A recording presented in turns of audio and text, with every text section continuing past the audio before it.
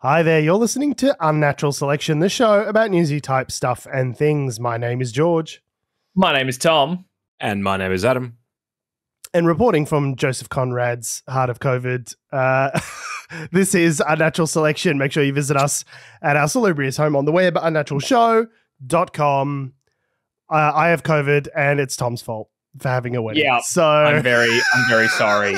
We've really it's been a real illness thing. Like, you just are neck deep in COVID. I got married last weekend, and so surely whatever. Boring, blah, blah, blah. That's George has got COVID. Already had a few other people also say, like, fuck, I test positive for COVID like 2 days after the wedding. I'm like, oh, shit. All that sort of stuff. But a week before that, I was sick as a dog in the lead up to the wedding. And then, I don't know about you, Adam, you just said before that you were feeling a bit, I might cough a couple times through this episode. So, well, I have allergies. I think it's more that your wedding was a super spreader event, basically. Yeah, pretty much. the thrust of it. If your wedding was basically the Ruby Princess of 2024. That's how we have to describe it now. Although, to be fair, George and I were significantly less gastro, I think, than the Ruby Princess. Right. Yes. I'll take it. Yeah. Being a cruise ship. Of course, I mean, it could just be that George and I were stuck on overcrowded trains for the early part of the week, and that might be what has in fact made you sick. No, I'm pretty sure it was Tom's wedding. I'm pretty sure Tom's the one to blame personally. Yeah, so. Look, I mean, the big event where several people who have said that they've had COVID since it, look, I'll take it. I think my wedding did it. So there's a correlation here. It's a very strong correlation, shall we say? But we will say as well, congratulations, Tom. It was a lovely event. Thank you. We had a lot of fun. Will not. No. Is this also our first episode with all of us together since you got married, Adam? So also congratulations to you. With all of us. George and I did one the day after your wedding. Right. And we had a lovely time. And and I guess congratulations, George. Thank you. Getting married like 4 years ago. I was going to say, what do you wish to give you congratulations? Well, I guess we were like, oh, yay, wedding. Like, he would have felt left out. But now, like, all of us have rings and can be like, Wonder Twin powers activate. After 15 years of doing this show, happy 15-year anniversary, by the way, boys. Tom knows that I also need it. If someone else is getting a congratulations, I would also like a congratulations. Yes. I'm petty and vain. You're the new puppy in an already like dog household. You. Like, you know, like you're giving the old dog a scratch and the younger one's like, well, this won't do. Scratch for me too. I'm basically the Homelander of any situation that I roll up into. I just need a pat on the head. I just need a thank you, a little appreciation, and that stops me from, killing a school or whatever. Like, that's all I need.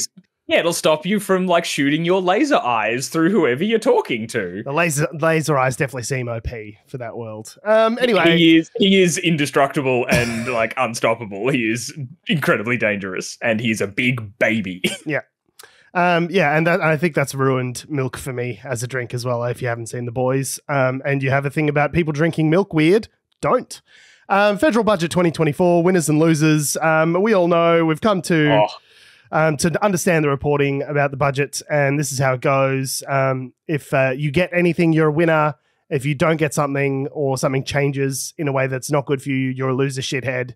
And that's basically reporting. Done and dusted. What is it, 10:30? Lunch. Don't worry about it. Could you not just be, could you not just continue to exist and, have it all be relative in the grand scheme of things? Because as it turns out, time marches onwards and there are future budgets. Which, it does. But for the next 12 months, you need to know that you're a cuck piece of shit. Yeah, you're an idiot. Because you're getting a slightly less tax break than you were going to. So absolute scum. So the thing we that get like ID cards or like how's it work? I don't understand. Yeah, you gotta wear armbands. You'll just be paraded around. We'll ship you onto trains. Yeah. It'll be great. That's dark. No good. So incredibly dark. So obviously none of that's happening. The budget has come in. The big headline from the budget was the $300 power bill extravaganza. And this became the big talking point after the budget. It's a bunch of wealthy Australians going online saying, I don't need $300 off me power bill. Bloody waste and rot from the Labor government. What a waste. Me, a rich Australian, getting $300 that they don't need. And obviously using this to turn around and use it as a cudgel against the Labor government. But it seems like whenever these people get, these same people like Jerry Harvey and Gina Rinehart and all these other like literal fat cats get a bunch of money to which they are not normally entitled, they're normally pretty happy about that, at least when it comes from the LNP. I was going to say, wait, they're really angry that they're getting $300 off their power bill. They're like, I don't even fucking need it. I don't need these extra $300. I'm sorry, what? You changed stage 3 tax cuts and I'm getting less money than I would have anyway? This is a fucking outrage. Yeah. Off with their heads. Yeah. Pull the funding. Like, change the king. We, the kingmakers, will change the king. Yeah, it's so funny everyone getting angry about this $300 power bill because it's such like an insignificant amount. Like, obviously, $300 per house times whatever it is, 14 million households. It's a lot of money. It equates to billions of dollars. But when it comes to like individual line items on a budget that is like tens of billions of dollars worth of spending, like this is at best a very small piece of that equation. And clearly it's just because Labor wants a win. They want to go, hey, Labor, remember that time Labor gave you $300? And people go, yeah, I remember that time Labor gave me $300. And they go, do you want to vote for us? And they go, yeah, maybe. Like, that's what they're after. That's all. I feel like people, what's her name? Sarah Ferguson was grilling Jim Chalmers on this. She just like could not let it go. It was like stuck in her craw that you would, give the wealthiest people $300 back that they didn't need. And Jim Chalmers was like, look, it's too much of a hassle to fucking means test $300. Like, we're just going to give it to everyone. And then it's a check. If we do it like that, we write a check and it goes out and that's the end of it. If we have to means test it, then it's a whole fucking to-do. Then it's a whole process. Then there's got to be punishments if people don't live up to them. You know what I mean? Like, it's just like, let us just get... Meanwhile, when the Scott Morrison government was like, do you companies want a couple $1 billion in job seeker? They're like, yeah, make it rain, money machine go brrr. Nobody cares. Yeah. It's, to be fair, I don't think people are actually angry about this. Like, if you say to anyone, it's performative anger. Would you like $300 off your power bill? They're not going to turn around and go, oh, fucking. Yeah, no, donate it. Donate it if it's such a fucking. Well, it's funny because the Herald Sun the day afterwards. I mean, obviously, it's the Herald Sun. Oh yeah, the Herald Sun the day after a Labor budget is a time.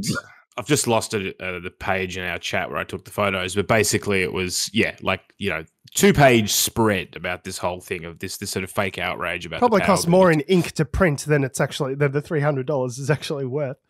And I think Dick Smith was going to donate it. I'm like, great, Dick, give it to the Salvos. How about you donate the rest of your millions as well, buddy? While we're at it. So yeah, I don't know. The power bill. Jackie Lambie had a massive blow up about it because, like, who cares? The thing is, the budget is just a bunch of numbers on paper, and I was like, that's literally what a budget is, Jackie. What are you talking about? Yeah, that is. Are you high? What's happening? Am I high from watching this? What is going on? Have I ingested so much Codral that I've transcended to another universe? What has happened? I think the other part of the $300 payment that is interesting. Now, as I've prefaced many times on this show, I don't understand the funny money, and maybe I've completely misinterpreted this, but some journalist somewhere has distilled it down into dumb words to put them in my brain. And from what I understand is that while everyone gets $300, or it's like the power companies will just essentially charge $300 less, is I thought how it works. Like, it's not given to us and then we spend it. It's a subsidy sort of thing. So it's not like you could use your rebate to do something else. It's more like your power bill will just be cheaper over a period, right?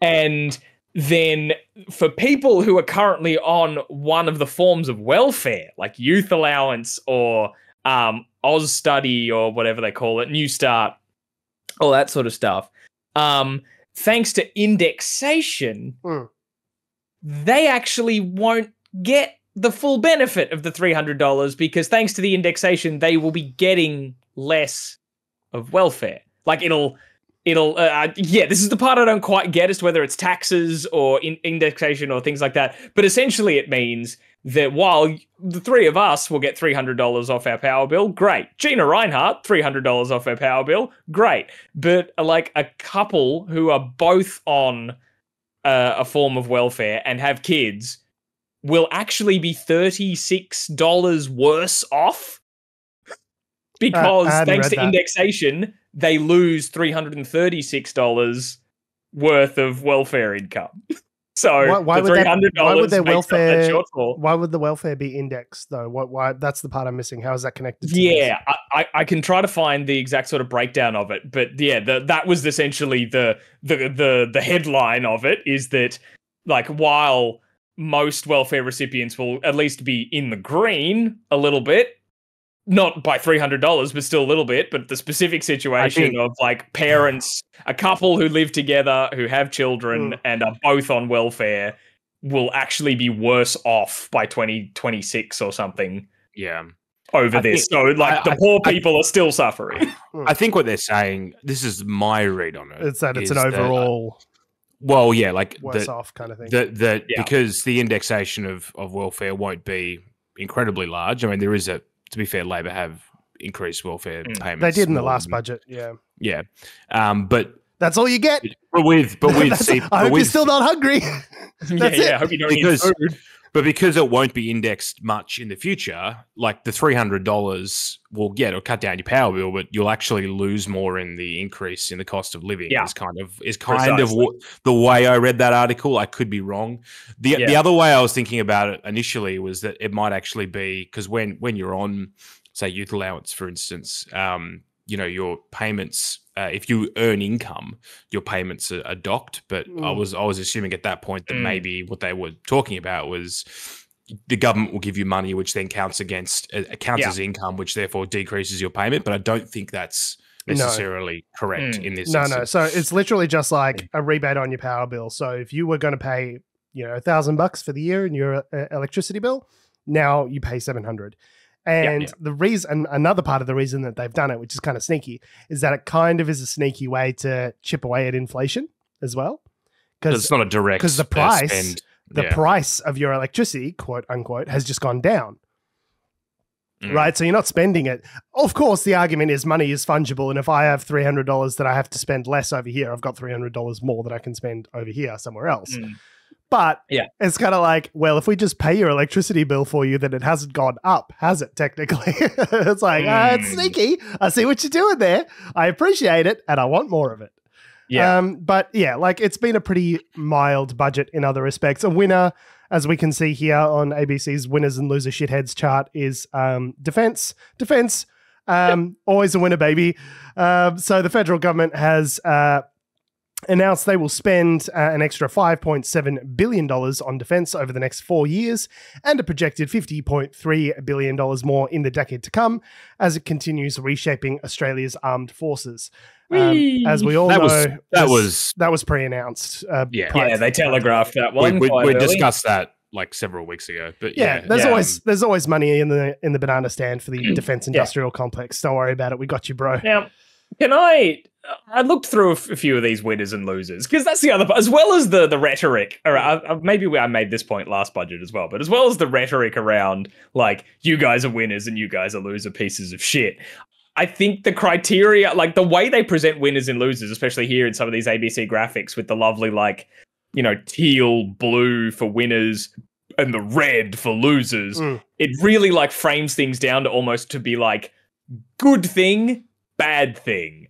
But I feel that muddies it too much because, for example, some winners from this past budget is rental assistance. Do you guys realize this? Rental assistance is a winner.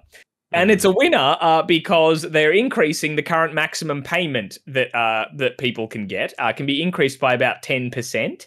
And so they say that, the current maximum payment for a single person receiving rent assistance is $188.20 a fortnight. I think it was the same. 125.47 if you're a single person. But that means that the payment, I'll quote from the article here, would increase by about $19 a fortnight for a single person before indexation. Don't spend it all at once. Yeah, $9.50 a week. That's going to solve all your rental concerns. Rack City, bitch. Rack City, bitch. Rack City, bitch. Rack City, bitch. And this is a winner. This is a winner, allegedly. Hey, you know who else are winners? Battered women. What winners battered women are, because there's an extra payment available for our women fleeing violent relationships. Winners all. Yeah.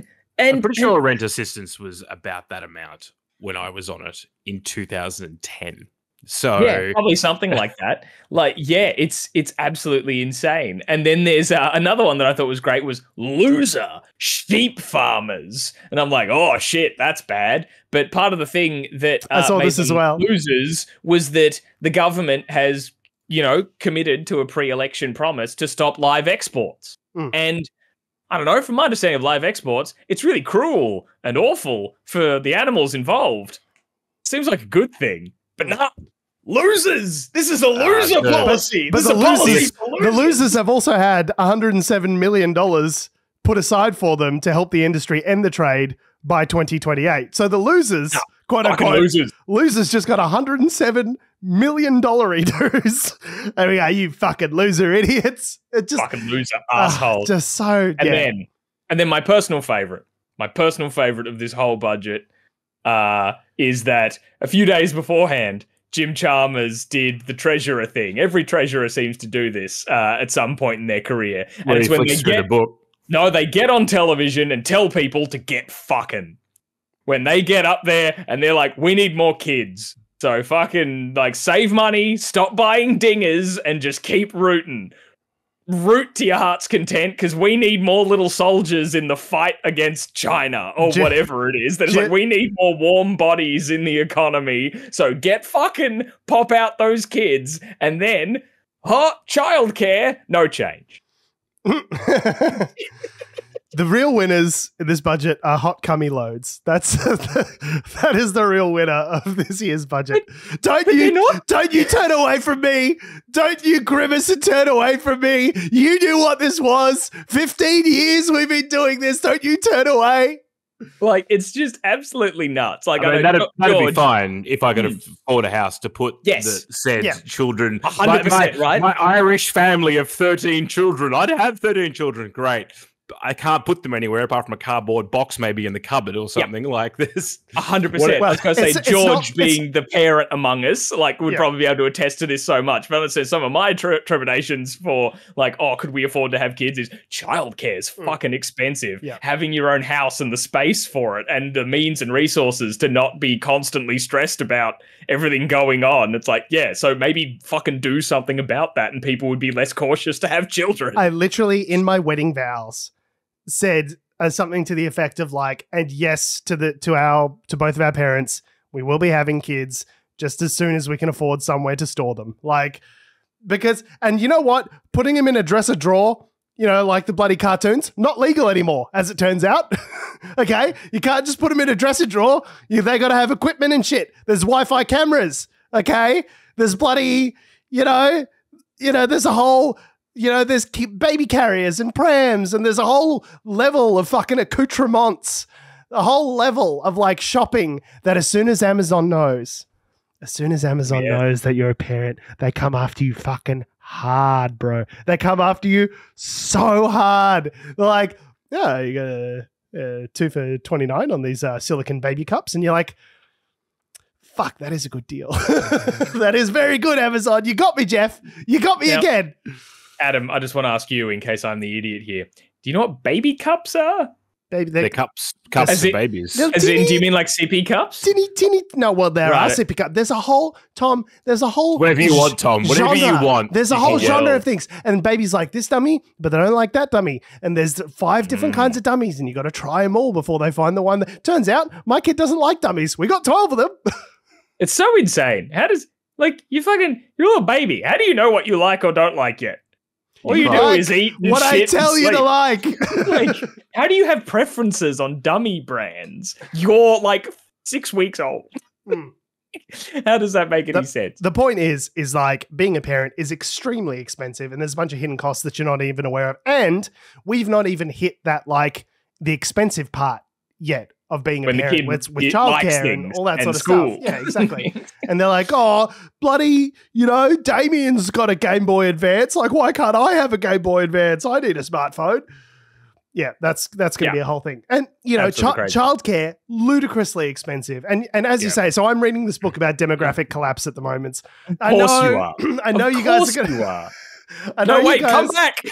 Come back, wait, where are they going? Don't turn us off. So it's called The End of the World is Just Beginning.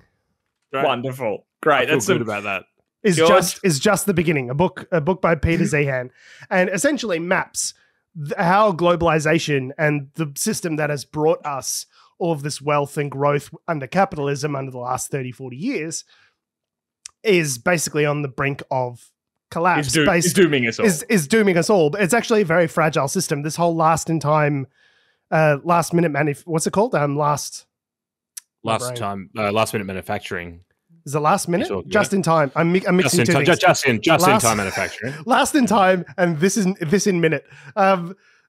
Just in time manufacturing is basically a real problem because, it's very efficient because it means no one's holding any inventory along the supply chain. It's like just in time is like, I get the thing from my supplier and then I sell it immediately out the door to the person who's buying it. And if everyone does that along the supply chain, it becomes incredibly efficient, quote unquote, right? But what it means is when you've got supply shocks, like during COVID, it means that the system is not very resilient at all.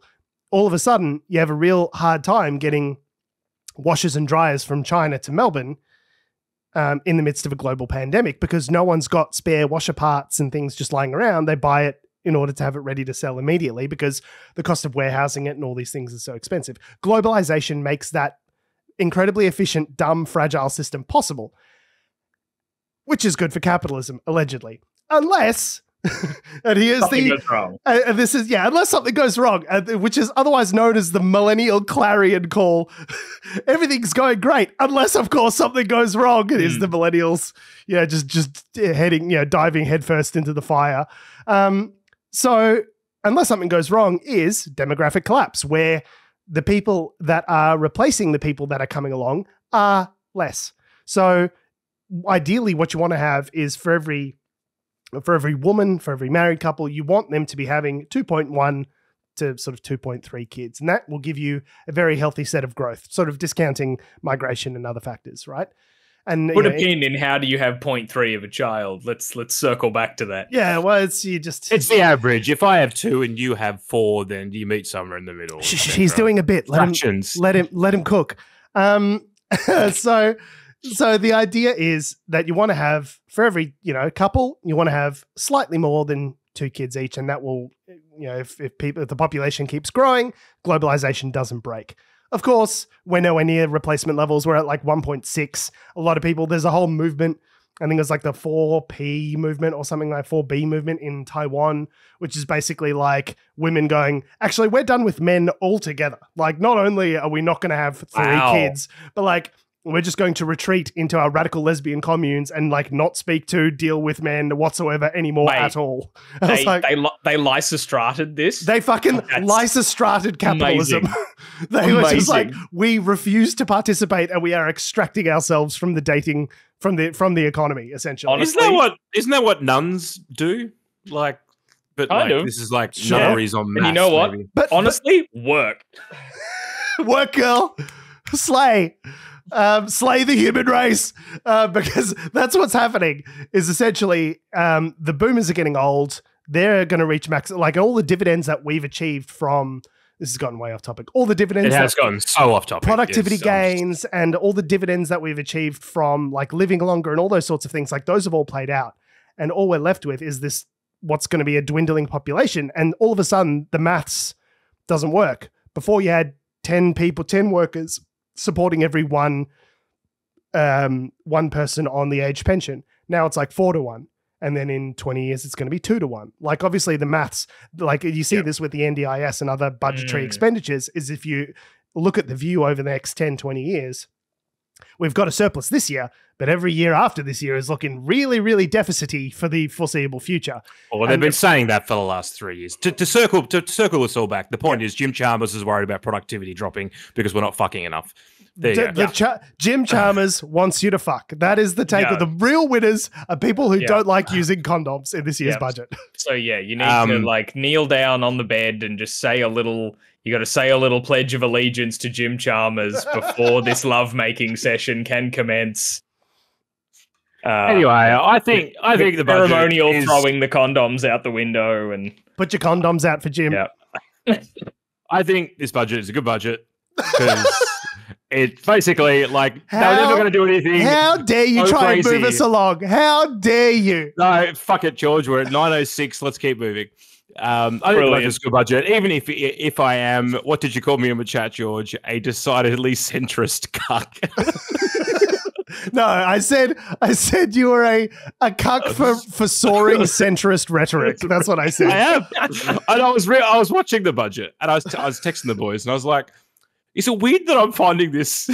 Is it weird that I'm finding this like slightly like I'm actually pretty happy with this? Like, this is going engorged. Right. You're ready to start repopulating the species. You're sitting there while Jim Chalmers in a spreadsheet are just going to town on the mattress, and you're in the cuck chair in the corner. I'm having one. Good.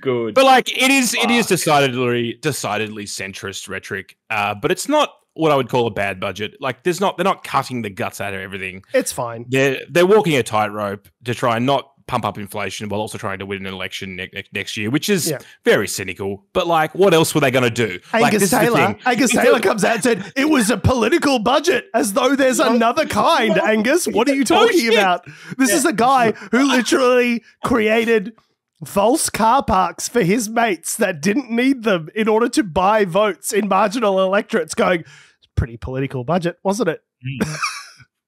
It's every year there's the opposite, and then Peter Dutton came out and like his budget reply was basically like, "Oh, we're going to cut migration real hard." I'm like, "Great, that's so the original, opposite Peter." Of what we need. If you look at the dwindling birth rate, the only solution to that is more migration. Labor's cutting migration as well under this plan, under this budget, which is like, if you have all these concerns about demographic collapse, I'll tell you what we need, a shitload of fucking brown people. Like, I'll call up all my relatives and go, gates open, boys.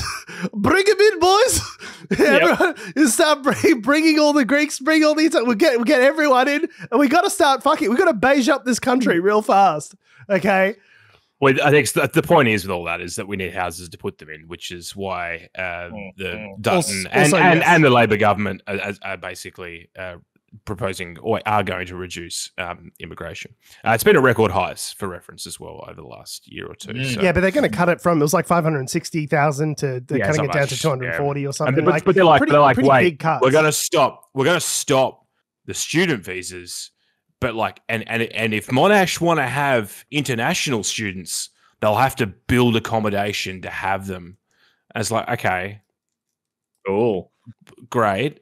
So the universities will build more like little dog boxes in the sky, but that's not going to solve your issue. Like, I mean, I guess it means, takes away people that pressure would on the housing market, maybe or something. Yeah, it doesn't I don't know. Doesn't solve like house prices. It might affect the rental market to some degree, but like no one's coming and buying a house to come and do a nursing degree. Like that's not a thing that we need to worry about. Anyway, speaking of things we should be worrying about, we just sentenced a whistleblower to prison. Now, Tom, something we should worry about. As our senior journalism expert here on the team, is that a good thing or a bad thing? It depends. Who are you in this scenario? Well, thankfully, I'm an internet comedian, so I have no horse in this race. Wonderful. But if I bad thing from your perspective. Okay. If you're the Australian government that wants to keep its secrets, excellent thing. Okay, great. Beautiful, wonderful thing. So David McBride was just sentenced to jail over the past 2 weeks. He's been sentenced to 5 years and 8 months in prison with a non-parole period of 27 months. So it's at least 2 years that he's going to be behind bars. It's real bad. What was his crime? He communicated to journalists that Australia committed war crimes in Afghanistan. So I did have a question about this because I heard on an ABC podcast this week that the intention of David McBride when he initially provided that information to the journalist was around making sure that people weren't being falsely accused of war crimes, because he'd obviously worked in the military and like had that background and connection with people. Yeah, he was in the military. A lawyer in the military, wasn't he? Correct. I thought was how he had this sort of connection, so he would have been litigating a lot of that sort of stuff. And then the reporting came out, and the reporting was like, have you heard about all these war crimes? It just like was very decidedly not the tact that I think that he wanted it to take. But which is an interesting perspective. I hadn't heard about this, because when you hear about this reported media, I wasn't aware of that before. Yeah, it's just about the whistleblower status and the war crimes, and everyone kind of draws a straight line. So it's not as simple, I guess, as everyone is making out. But I very much stand behind the principle that if you disclose things that are in the public interest to journalists and they write a story about it, which exposes misdeeds in the public sector, that is very much the kind of thing that should be protected by whistleblower laws. Like that is kind of the whole point of having any kind of the whole point of this laws around any of this. I was trying to read into it a little bit to find out the specifics of sort of which war crimes he whistleblew on, because we've done so many. But yeah, I think it doesn't. I don't think it's too large a leap to sort of think that this kind of precedent that's been set would directly impact us hearing about the next Ben Robert Smith case. Yeah. Right.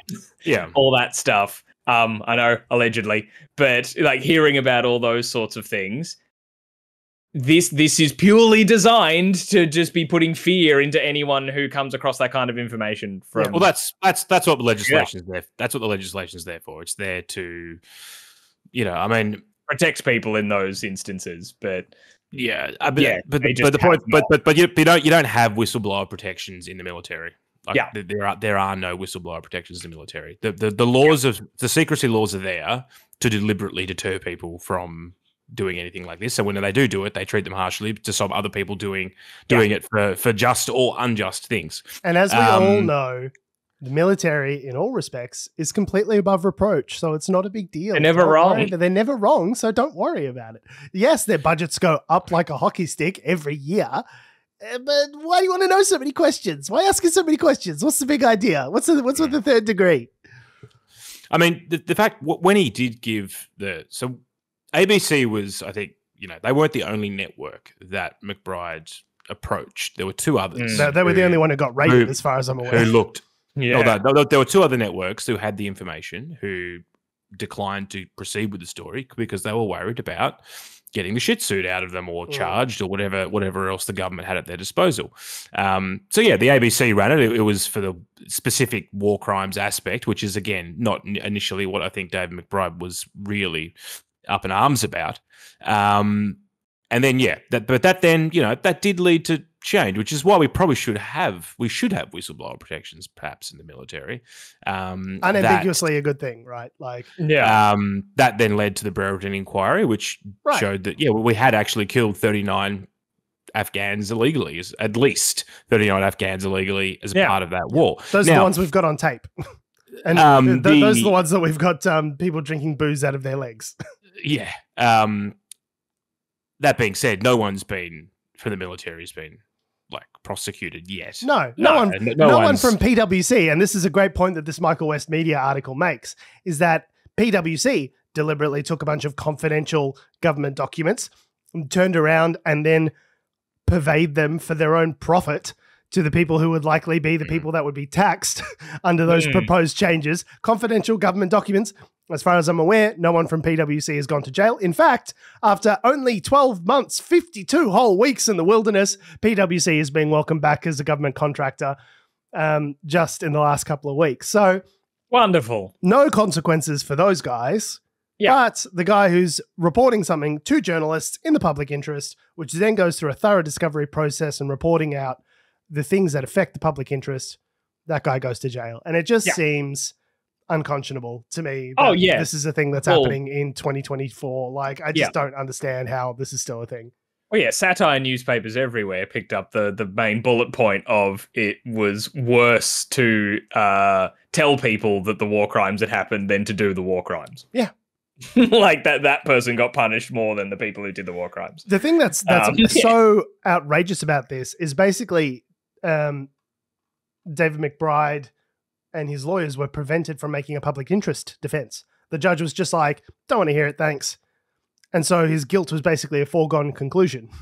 Well, he pleaded guilty, to be fair. So he pleaded guilty because he knowingly, and as in the judge's because words, basically the judge said the argument that you're going to use a public defense of like public interest, not interested in that. It's like, okay, well then you fucking got me, because that was that was the defense. So it's then just becomes about sentencing, which seems absurd to me. Yeah, yeah, it's very terrifying. Yeah, and it's one of those cases of, like, I mean, the whole there's so many people like to talk about the checks and balances and the separations of government and the judiciary and all that sort of stuff.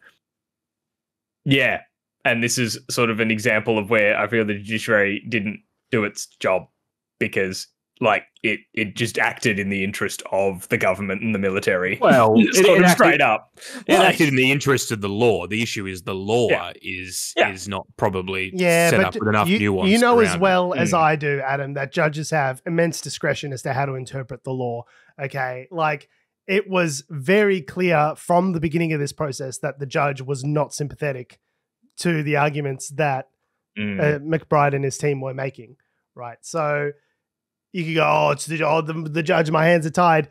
And yet, like, they're going to appeal, and there are, not insignificant grounds for appeal based on the way that this was handled. So maybe he won't have to spend 5 years in prison, but he's going to spend at least at least a year in jail fighting this, bringing this to appeal. Like, this is a guy who's a father. Like, it's not like, this is a member of the community. Like, this is not, and he's already spent so much of his life fighting this. Yeah, it's just to have this hanging over your head, to go to jail, like it just seems so ridiculous. And then like 20 years from now, we're going to go, the submarine program's blown out to $11 quintillion. Why didn't we know about these cost blowouts? It's so fucking crazy. And we didn't fucking hear about these cost blowouts. Why did no one blow the whistle? Why did no one ring the bell? It's like, well, because this is why. Because every time a whistleblower comes to the attention of the public, it's because they're getting jailed for doing something. So why the intent is to have a chilling effect. The whole point is to stop people from taking information that's in the public interest and communicating it to journalists, because you might end up like that David McBride guy who goes to jail for a couple of years. Yeah, and it's why it was like a huge deal that everyone was pressuring, who is it, Dreyfus? Is he the Attorney General? Yeah. Mark Dreyfus, to essentially do kind of the equivalent of what, like, pardoning, or like to let him off the hook, essentially, because people being like, he blew the whistle, like these exact arguments that we've been making here, and they just didn't. They just didn't, and they did not. They did not, because it probably benefits them that people are scared to do this kind of thing. Speaking of living in a police state, New South Wales. Hey, yes, at the risk of being demoted from my position in Parliament, let's criticise the New South Wales Police. Did you guys hear about this? I don't think I sent that through. The Premier of New South Wales demoted the parliamentary secretary just to being a regular member, not his secretary position anymore, because he criticised New South Wales Police in Parliament. Oh, cool. Yeah, cool. Yeah, just establishing, the police are beyond criticism in Parliament. Oh, great. Yeah, neat. Whee! So places that we can't criticize: the military, Israel, or the New South Wales Police. Okay, good to know. Yep, good to know. Excellent to know. So as everyone's no doubt aware, over the recent weeks, there's been a lot of stabbing crime, particularly in Sydney. Since Tom has moved to Sydney, there's been a lot of stabbings. Now, I'm not saying, I'm just looking at the flight logs, okay? And it just so happens that when you're in Sydney, there's a lot of these stabbings. Things happen. When you're down here in Melbourne for a wedding or some such, no stabbings. Nothing so happened. I have to conclude, Tom, sometimes the simplest explanation has to be the correct one. Look, and I see your point, but that guy today, literally today, who did some stabbing in Sydney CBD, he was 33. I'm 34. So, yeah. They videoed the guy doing the stabbing, so... Yeah. Was it me on the tape? I don't think so. I never let facts get in the way of a good story. I'm much like Rupert Murdoch in that respect. Okay, wait, there's a DJ horn in Discord. Anyway, too late now. So, as you all know, yes, there's been a lot of stabbing crimes in Sydney recently, and we've all learnt the wrong lesson because the solution that they've come up with, or there's one solution they've come up with is to give the police more powers. Double plus good police powers. Freedom is slavery. Yes. So those powers... are that police in New South Wales will be able to quote unquote wand anyone in a designated area for a weapon. And so I believe wanding, like, you know, those metal detector-y things that they like swipe down people when you're entering secured areas like an airport and all that sort of stuff. So it's not a Harry Potter, like I get my wand. How did I know? How did I know your sick, disgusting brain was going to go there? Yeah. No, you have to do it. You have to do it like Ray Fiennes playing Voldemort with a. He just says something weird and stupid. Yeah. Anyway, so yeah, they just do a metal detector up and down to see if you got a knife on you. So in designated areas, and I believe those designated areas are considered places where knife crimes have happened recently. So I'm assuming shopping centers. Well, no. Sorts of places, car parks, because there were some stabbings in car parks. So available in areas where knife crime has occurred within the past 6 months, and transport hubs, shopping centres, pubs, and clubs. Otherwise known as fucking everywhere in Sydney. Yeah, that's a lot of places. Unless you're at the fucking library, it's everywhere. Unless there was a stabbing at the library, in which case not the library either. Like get added, yeah. Also, like basically everywhere. Unless you're at home. But the extra little point. So here's where it gets scary, because there's that where you're like, okay, that's dumb because you're trying to do designated areas, but it's fucking everywhere. And what are you talking about? So everywhere is a designated area if we designate it. That's the point. Yeah. It's unlimited police power to conduct unauthorized, unrequited searches on anyone, anywhere, at any time for no reason. That is the part. Officers will not need a warrant nor need reasonable suspicion that you are carrying a knife. It's reasonable. It's in the name. Yeah. So I unreasonably suspect that you are carrying a knife, so I am going to wand you. They don't need to suspect. They go, this prick over here, I don't like his fucking face. I'm going to pull him over and wand him. He goes, I don't like your face. He doesn't like your face either. And then they're going to pull you over and wand you. Yeah. So how does this though, like the whole thing with these knife attacks is that they're like random and unpredicted, and like the police, like you can't do anything. You can have the police at the door to the church to stop that kid, wandering in and stabbing that preacher. Like this would not, of the high profile knife crimes that have been committed, you're going to have them in fucking Chadstone. Well, not in Chadstone. This is in New South Wales, but whatever the New South Wales equivalent of Chadstone is Bondi Junction was where the stabbing happened. You're going to have police stationed at Bondi Junction wanding people for fucking knife crime on a Sunday morning when people are out with their kids.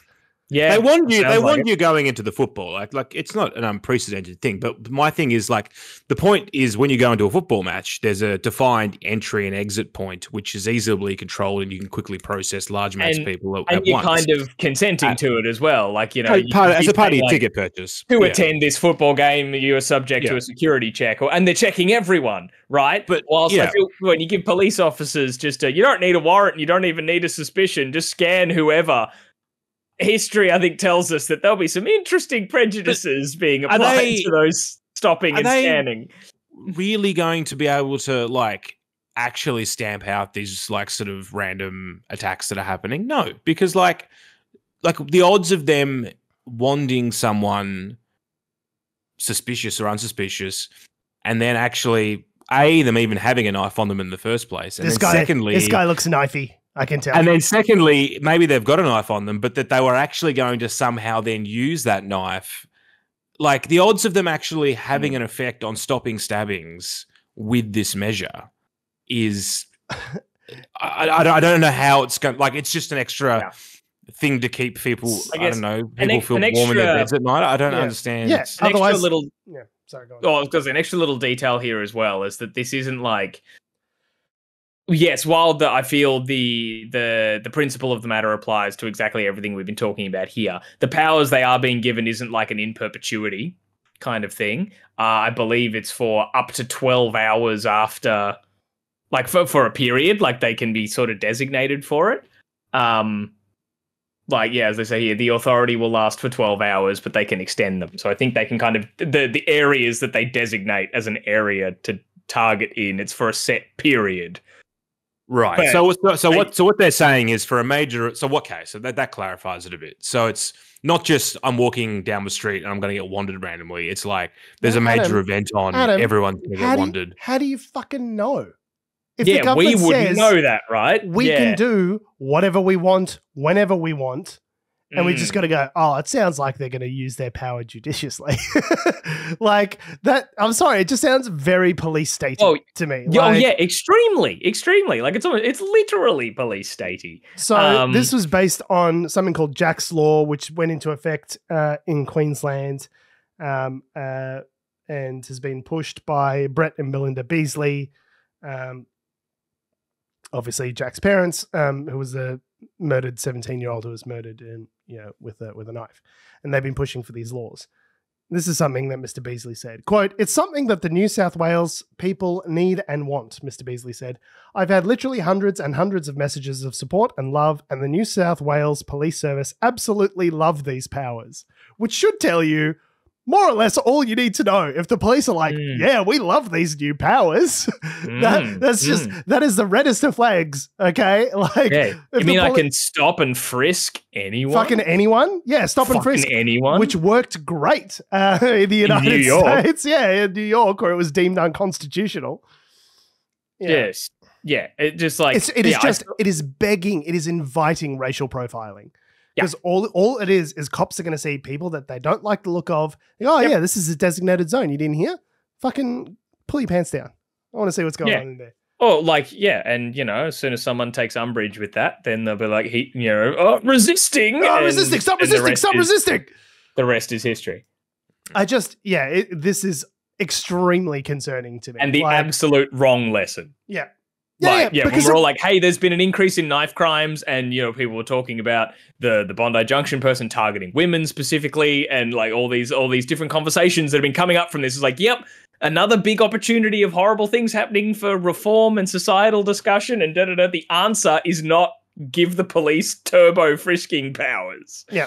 Absolute wrong lesson. Not the way to handle this. And I'd like to point out, Tom, whilst there have been a number of high profile knife crimes in New South Wales in recent months, the statistics on crime in this respect are actually pretty startling in the opposite direction. So in 2004, there were 4,258 violent knife incidents, whereas in 2023, that figure was 1,518, according to the Bureau of Crime Statistics and Research. So that is a threefold drop since 2004. It's not as though knife crime is peaking and shooting through the roof, where there's a bunch of, all of a sudden, there's 14-year-olds with knives on every corner looking to stab the first person who comes and walks across their path.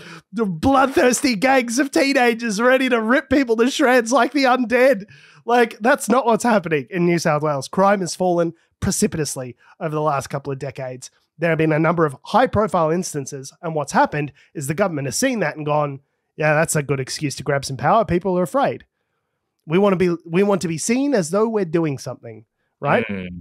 And even Chris Minns said, the Premier of New South Wales, quote, "It's not going to extinguish all incidents of knife-related crime in the state. There are stabbing implements, or knives," which is the oddest way of saying kitchen knives, "in every kitchen in the state. Stabbing implements, all the things that you use to cut your steak." I just call them knives, Chris, rather than stabbing implements.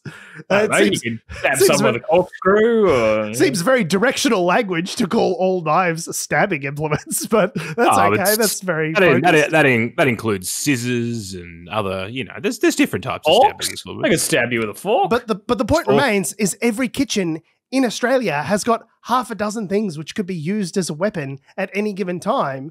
Like, I just don't understand the rationale here of massively expanding police powers in order to stop a thing which would not have been stopped. Like the 2 high-profile stabbing incidents would not have been stopped by this piece of legislation. By this power, yeah. Right? No, so that's my point, is that it wouldn't have stopped the things that we're talking my point. about. That's what I said 5 minutes ago. Fuck you. No, that's my point. I'm Spartacus. But no, I'm Spartacus. I think everyone's really missed the boat here. Like what should be or what could happen, what might happen. Let's take a leaf out of the US's book. What if we gave every guy, if everyone had a gun, if everyone had a gun.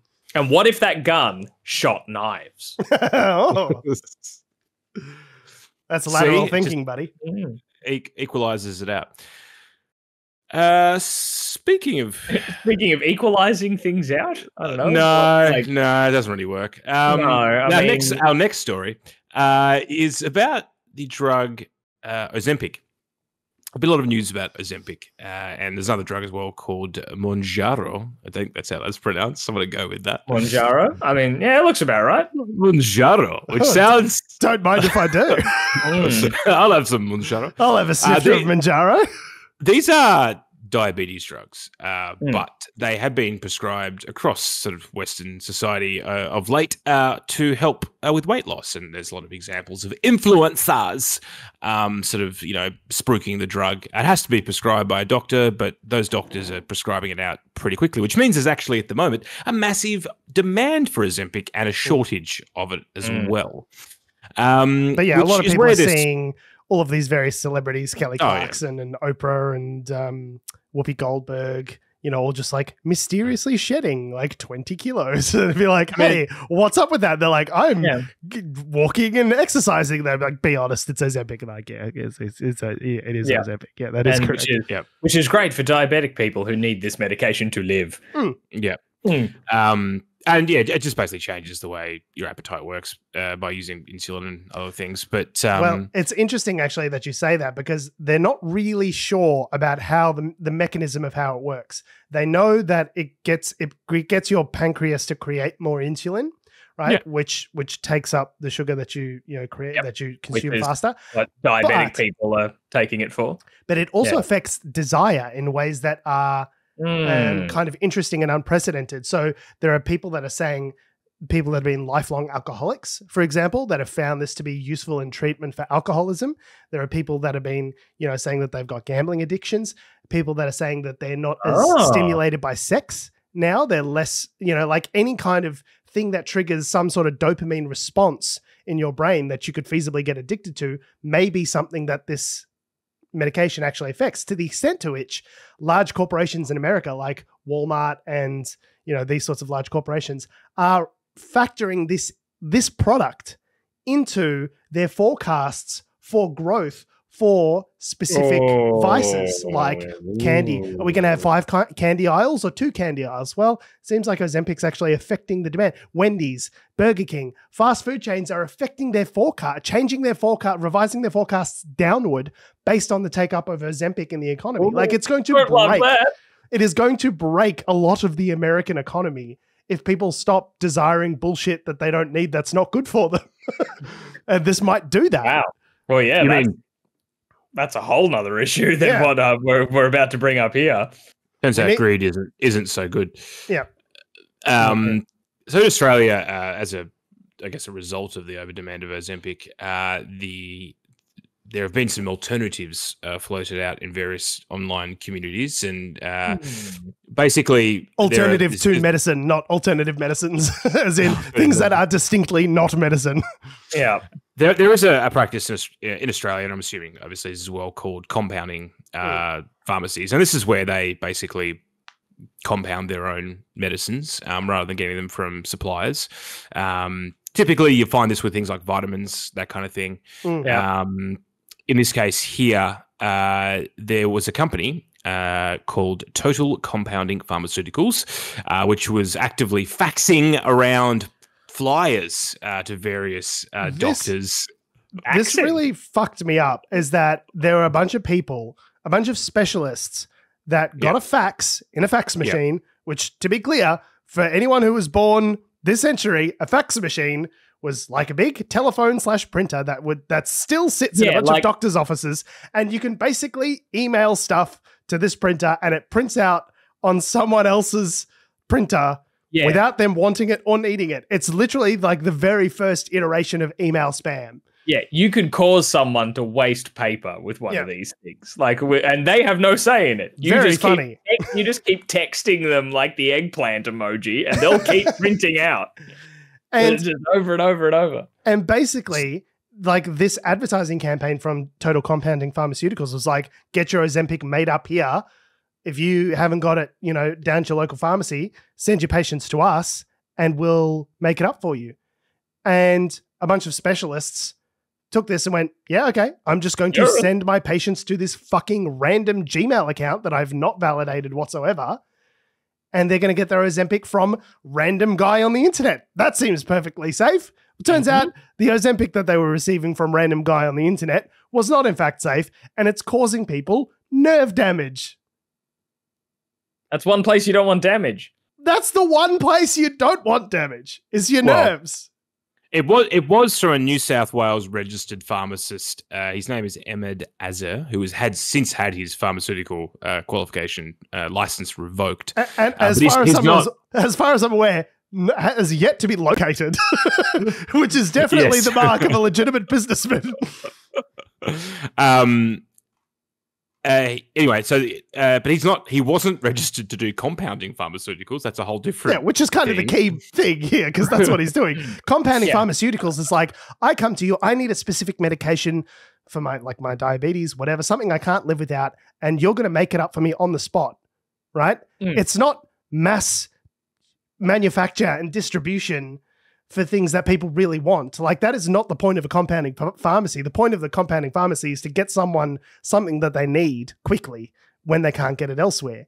Like, you don't and they're like sending like text messages, a whole text message campaign. There was one story of this woman who was literally in hospital from what she believed was basically poisoning from this random blood red liquid that she was injecting thinking it was Ozempic, and she's literally in the hospital because of this drug, and she's getting texts and calls being like, bro, you want some more fucking Ozempic? How much you need? What you need, man? What you need, baby? I got you.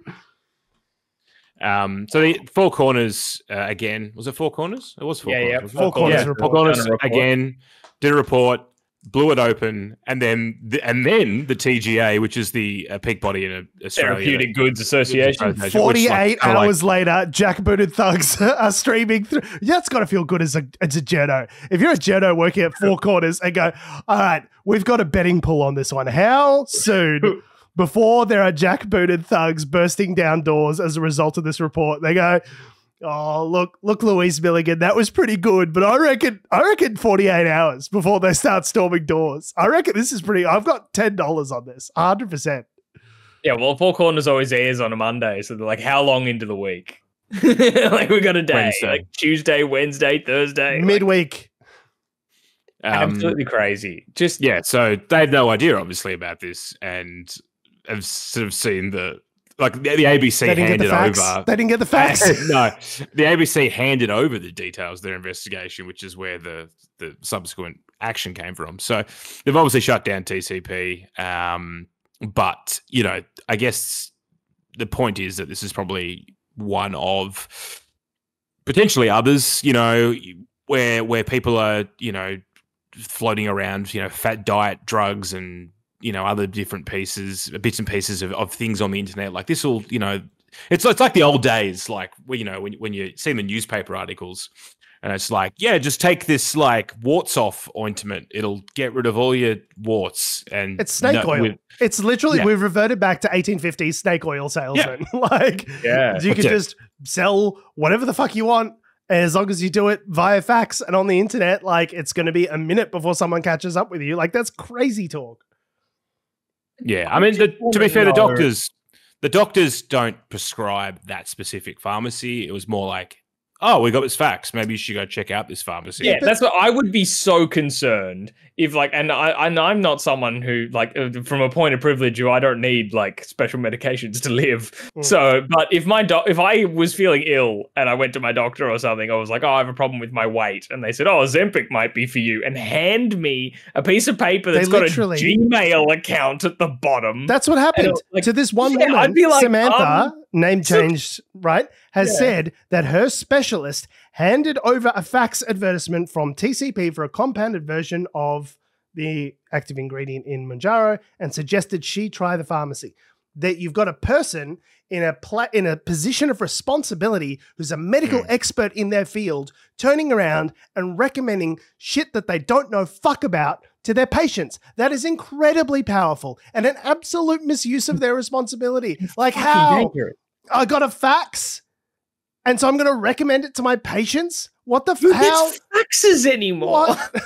It's much less sophisticated than like, I mean, you think about the opioid crisis in the US, if you've watched Dope Sick, the TV show, I mean, where they've got, fucking reps rocking up selling same sort of thing, but like a much more sophisticated, I guess, in the US with this instance, where they were rocking up and actively selling the drug and just being like, yeah, double the dose. And the doctors are like, yeah, that sounds pretty good. That sounds great. You're going to take me to Hawaii for a conference again? Yeah, okay. Yeah, how many weeks in carbo do I get? Yeah. Like but this is even they got like level 1 spam, and the doctor's like, okay.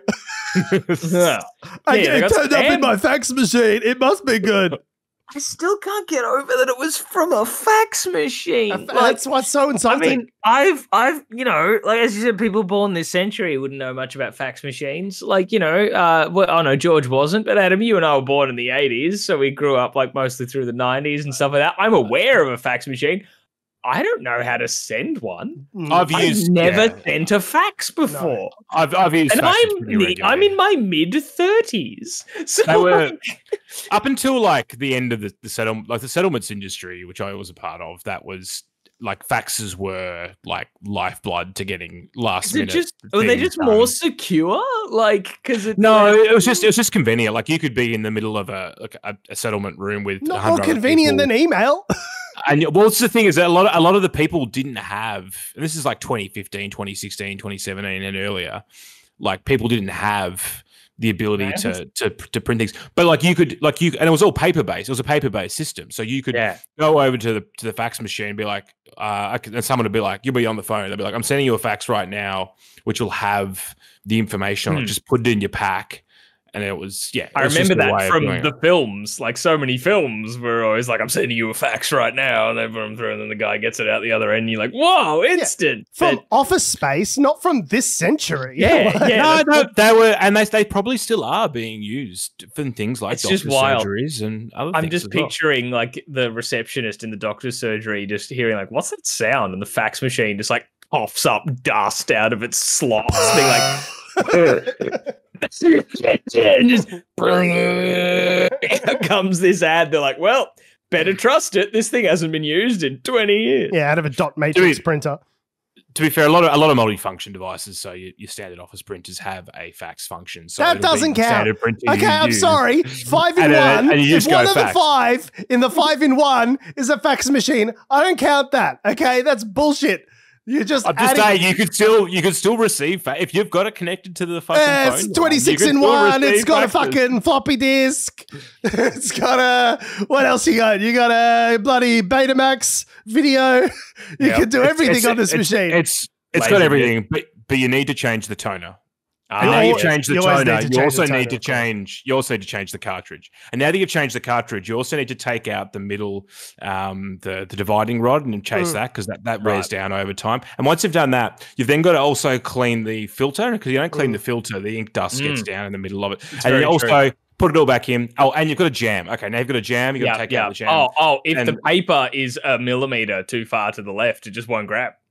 Won't print your stuff, and then you take it out and put it back in, and it's still a little bit off, and you're out and in and out and in, and for some reason your printer doesn't work, and you think it would just be cheaper for me to buy a new printer than for me to actually buy ink for this fucking thing, because that makes sense. And then after like the 80th go, it suddenly grabs the paper, and you're like, you piece of shit, you knew I was ready to throw you out the fucking window, you printer. I absolutely hate you, and I was going to replace you, and now you decide to do it. It's like you've been listening to me. Zoomers are when did listening. we? Yeah. Zoomers are listening to this, going, "Ew, what's a printer?" Oh, you print stuff on paper? Ew. So yeah, we have printers at home. It's kind of like having an Officeworks in your own house. I don't get it. Why? Just text. Whenever they need to print something, they go to Officeworks. Yeah. Do we want to talk about the Prime Minister being a shit landlord? Mr. Prime Minister. Yeah. Sure.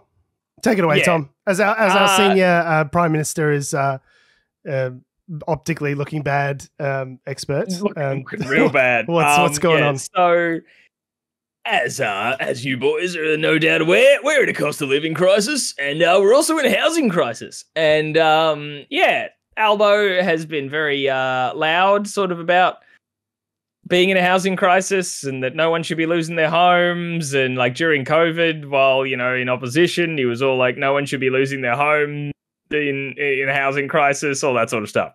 Anyway, flash forward to now.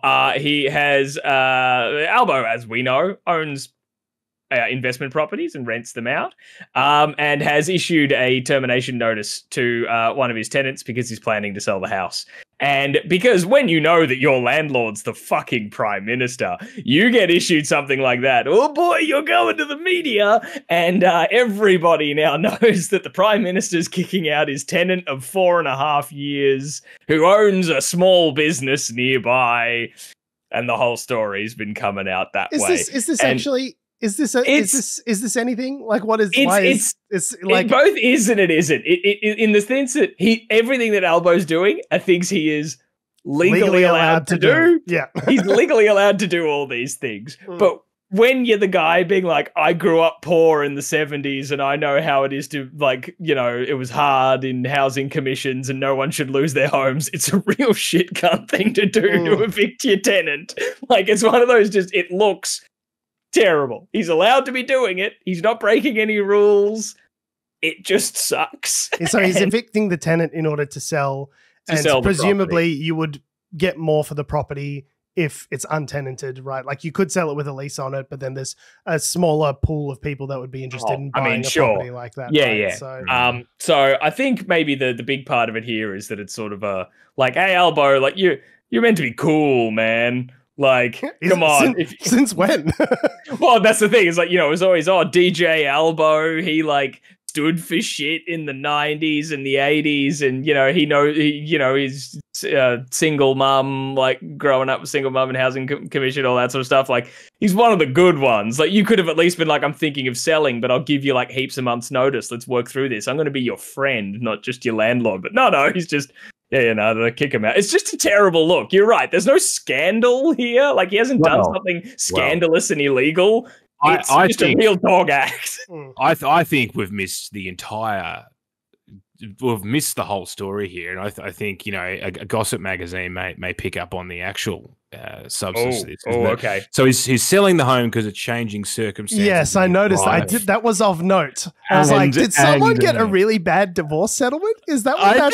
I think that's what this is. I think it's a really... I actually didn't know he had divorced. I thought he just had a life partner, but he obviously been... Well, no, but they're not... His current partner, they're not married.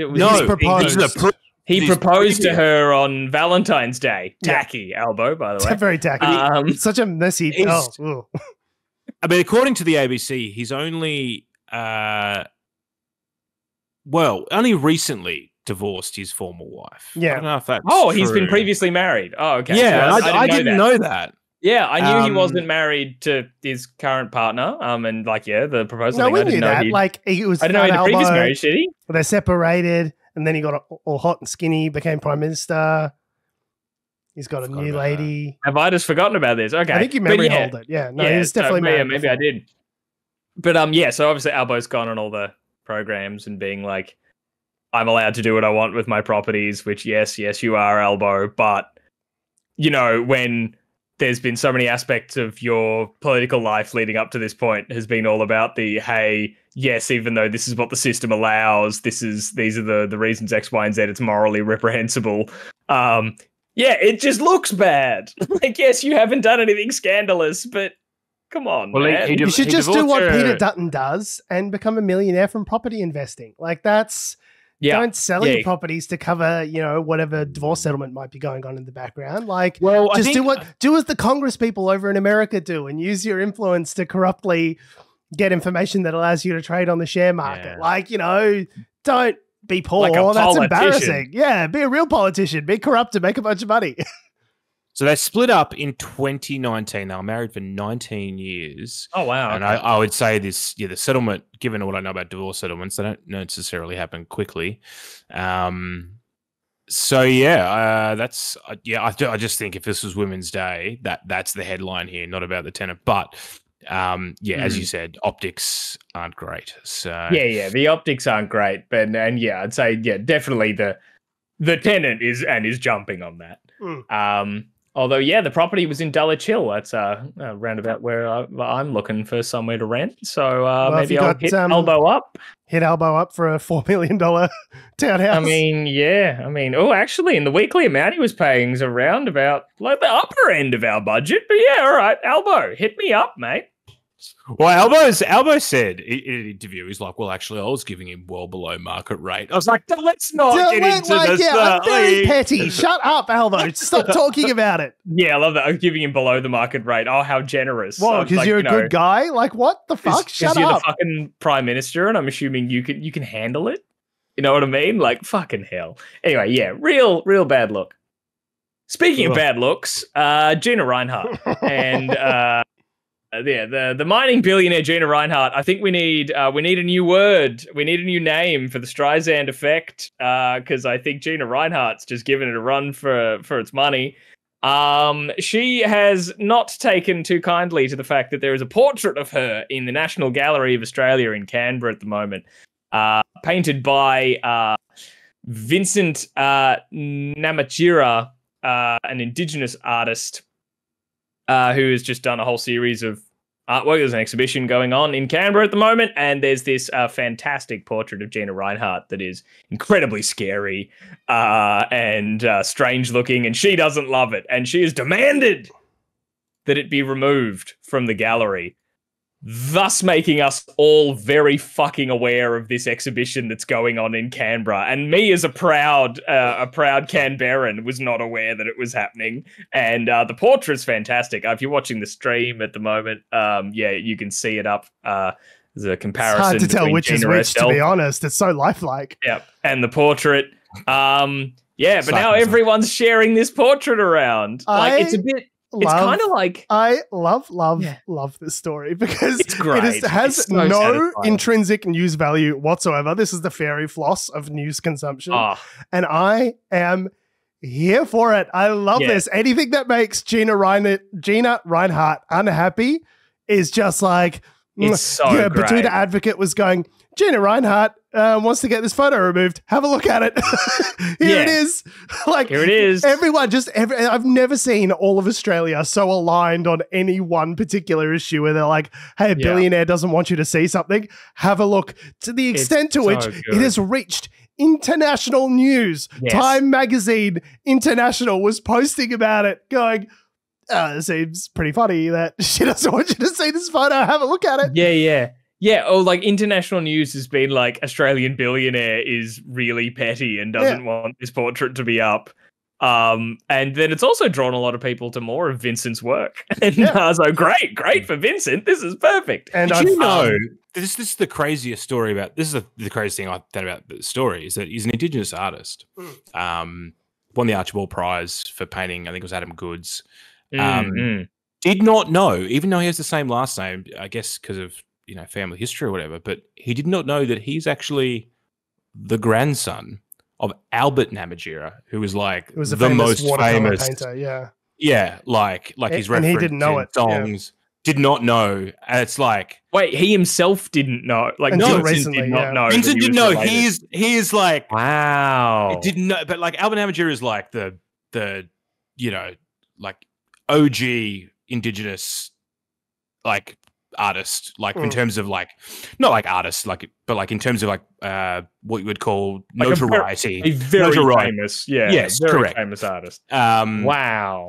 And I've since learned earlier today that Australia's famous, well-beloved billboard-based comedian Dan Illich Yes, friend of the show, Dan Illich.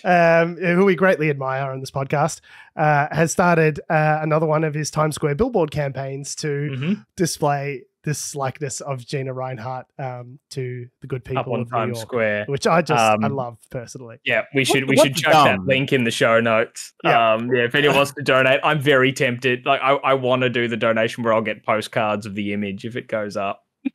What's dumb though is that this painting was like it's not a new painting. It's been on show in South Australia.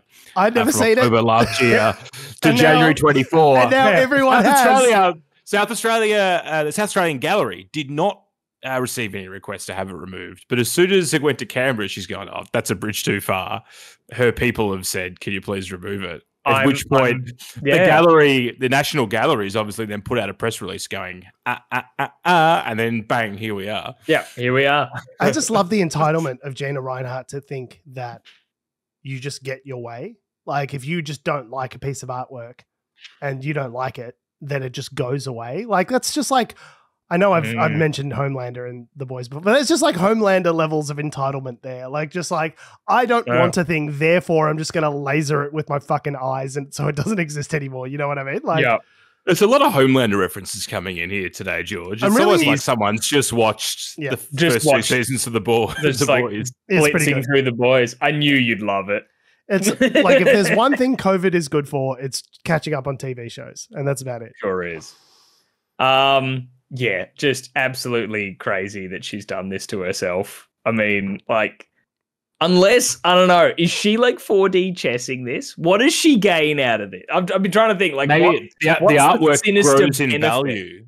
The artwork will be exponentially growing in value as a result of this. Right. So, but then that would only make sense. She doesn't own it. Bought it earlier. Yeah. If she bought it before whinging about it. Through a series of shell companies. Turns out, Vincent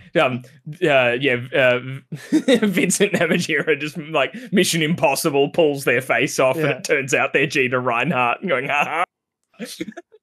I made my artwork worth so much more, and it was a psyop. Gina Rinehart psyoped us into making this painting worth millions of dollars.